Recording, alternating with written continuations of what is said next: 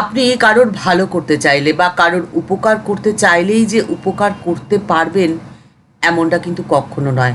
তাই কারোর ভালো করার আগে, কাউকে সৎ উপদেশ দেওয়ার আগে বা কারোর উপকার করার আগে আপনাকে কিন্তু যথেষ্ট বুদ্ধি নিয়ে বিচার করে দেখতে হবে যে সেই মানুষটি আদৌ উপকারের যোগ্য কিনা।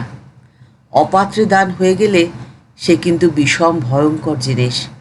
সেখান থেকে আপনাকে সব সময় সাবধানে থাকতেই হবে। বাইবেলে বলা হয়েছে যে হত্যা করো না। কোন ধরনের মানুষকে এই ধরনের উপদেশ দিতে হয়? হত্যা করো না। কেবল একজন হত্যাকারীকেই তো এই ধরনের শিক্ষা দেওয়ার প্রয়োজন হয়। আর যীশুখ্রিস্ট কেবলমাত্র 3 বছর প্রচার করেছিলেন। 3 বছর পরে তারা যে তাকেই হত্যা করে দিল। এতেই বোঝা যায় সেই সময় তার জ্ঞান গ্রহণের পাত্র ছিল কারা, আর কতটুকু জ্ঞান তাদের কাছে দেওয়া সম্ভব ছিল। কেবল সাধারণ মানুষই এত হীন স্তরের ছিল না।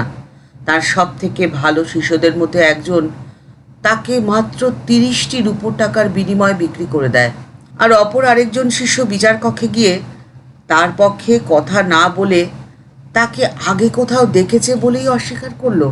আর ঠিক সেই জন্যেই এই পৃথিবীতে যত মহামানবের আবির্ভাব হয়েছে তারা প্রত্যেকেই দিব্য বিচক্ষণতার পরিচয় দিয়ে কেবলমাত্র ততটুকুই প্রকাশ করেছিলেন যতটুকু তাদের শ্রোতাদের আত্মীকরণের ক্ষমতা ছিল।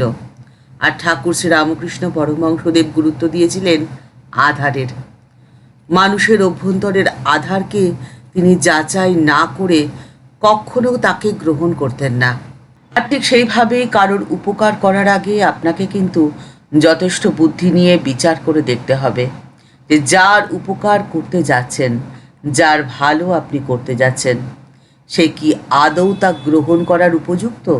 আর এই বিচার ক্ষমতা শুধুমাত্র কারোর উপকার করতে গেলেই নয়, আপনার বন্ধু নির্বাচনের ক্ষেত্রেও কিন্তু আপনাকে সতর্ক হতেই হবে। আপনি কাকে আপনার বন্ধুত্বের আসন দেবেন সে ব্যাপারেও আপনি যদি বিচক্ষণতার সাথে যাচাই করে না নেন তাহলে কিন্তু অশেষ দুর্গতি রয়েছে আপনার কপালে। আর আপনি এই যাচাই কিভাবে করবেন সেই পথের সন্ধান রয়েছে ঠাকুর শ্রী রামকৃষ্ণ পরমহংসদেবের আদেশ এবং নির্দেশের মধ্যে। ঠাকুর বলছেন, জ্ঞানের পথ ধরে বিজ্ঞানে যেতে হয়। ঈশ্বর আছেন এ কথা বলে পাশ ফিরে শুয়ে থাকলে তো হয় না।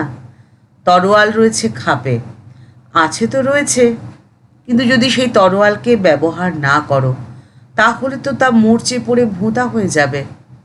তাই তোমার জ্ঞানের খড়গকে বলির কাজে লাগাতে হবে। কি করে বলির কাজে লাগাবেন? এই জ্ঞানের খড়গকে বলির কাজে লাগানোর জন্য সেই খড়গটিকে শান দিতে হবে তো। আর এই শান দিতে হলে আপনাকে হতে হবে অষ্টপাশ মুক্ত। কাম ক্রোধ থেকে নিজেকে মুক্ত রাখতে হবে। ঠিক কীরকমভাবে রাখবেন? ধরে নিন একটি জাহাজ সমুদ্র দিয়ে যাচ্ছিল। হঠাৎ তার যত রকম লোহা লক্কর পেরেক স্ক্রু একটি একটি করে উপড়ে যেতে লাগলো। কেন উপড়ে যাচ্ছে?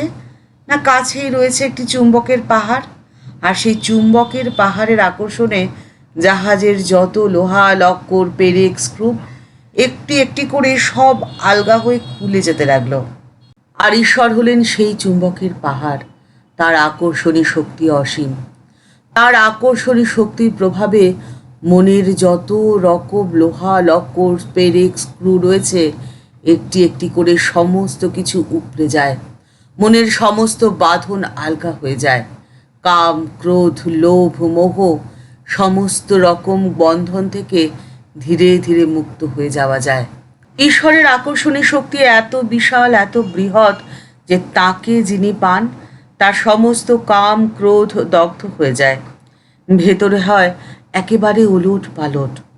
শরীরের কিচ্ছুটি হয় না। অন্য মানুষের শরীরের মতোই বাইরে থেকে দেখতে একই রকম, কিন্তু ভেতরটা একেবারে ফাঁকা নির্মল স্নিগ্ধ শান্ত। আর তখনই তো সেই তলোয়ারে শান দেওয়া সম্ভব। কিন্তু এই ভগবানের ভালোবাসায় কি করে সম্ভব? আমরা কিছু হলেই তো ঈশ্বরকে দোষ দেই। ঈশ্বর এটা করে দেননি, ঈশ্বর ওটা করে দেননি। কিন্তু আমরা নিজেরা ঈশ্বরের জন্য কি করি? তাকে কি মন দিয়ে ভালোবাসতে পারি? ঠাকুর শ্রী রামকৃষ্ণ পরমহংসদেব বলছেন, ঈশ্বরে প্রেম ঈশ্বরে প্রেম কিভাবে হয় জানো? কিভাবে ঈশ্বরকে ভালোবাসতে হবে? ঠাকুর বলছেন যে গৌরী বলতো, রামকে জানতে গেলে সীতার মতো হতে হয়, ভগবানকে জানতে ভগবতীর মতো হতে হয়। ভগবতী যেমন শিবের জন্যে কঠোর তপস্যা করেছিলেন, সেই রকম তপস্যা করতে হয়। পুরুষকে জানতে গেলে প্রকৃতি ভাবকে আশ্রয় করতে হয়, সখী ভাব, দাসী ভাব, মাতৃভাব। ঠাকুর বলছেন যে আগে বিশ্বাস, তারপরে কর্ম। যাকে পেতে চাইছো তাকে পেলে এই পৃথিবীর সমস্ত ক্ষণস্থায়ী মায়া, সমস্ত ঐশ্বর্য সব দূরে সরে যায়। আগে একবার তাকে পেয়েই দেখো না, পরীক্ষা করে নাও। এটি মিথ্যে কথা একেবারে নয়। ঠাকুর বলছেন যে শ্রী ভগবান যে সরৈশ্বর্যবান, ঐশ্বর্য, বীর্য, জ্ঞান, শ্রী, যশ এবং বৈরাগ্য তার মধ্যেই যে রয়েছে, তাকে সর্বগুণের আধার, পরম মূল্যায়ন বলে মনে করা হয়। এক ভক্ত ঠাকুরকে প্রশ্ন করছেন, কিভাবে তাকে আরাধনা করতে হয় ঠাকুর? উত্তরে ঠাকুর বললেন, তার অনন্ত বিভূতি, অনন্ত রূপে তার প্রকাশ, সব জায়গায় তিনি ছড়িয়ে রয়েছেন।